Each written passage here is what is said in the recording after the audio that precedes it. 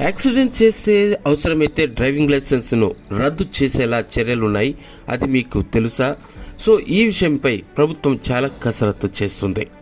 వాహనాల వెనుక వైపు రిఫ్లెక్టర్ రేడియం స్టిక్కర్లను తప్పనిసరిగా వేసుకునే విధంగా జీవో కూడా తీసుకురానున్నారు. అలాగే డ్రైవింగ్ ట్రైనింగ్ సెంటర్లను కూడా ఏర్పాటు చేయబోతుంది గవర్నమెంట్.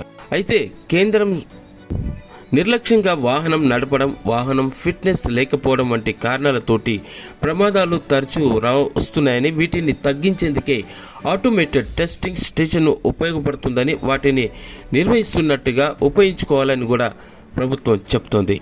మనిషికి జబ్బు చేసినప్పుడు సిటీ స్కాన్ తీసిన విధంగానే ఆటోమేటెడ్ టెస్టింగ్ స్టేషన్లో సాంకేతిక పరికరాల సహాయంతో సుమారు 15 అంశాల్లో వాహనం రోడ్డుపై తిరిగేందుకు పనికొస్తుందా లేదా అని నిర్ధారిస్తుందని చెప్పారు. సో 8 కోట్లతో 17 ఆటోమేటెడ్ టెస్టింగ్ స్టేషన్లను ఏర్పాటు చేస్తున్నట్టు మంత్రి కోమటిరెడ్డి వెల్లడించిన విషయం.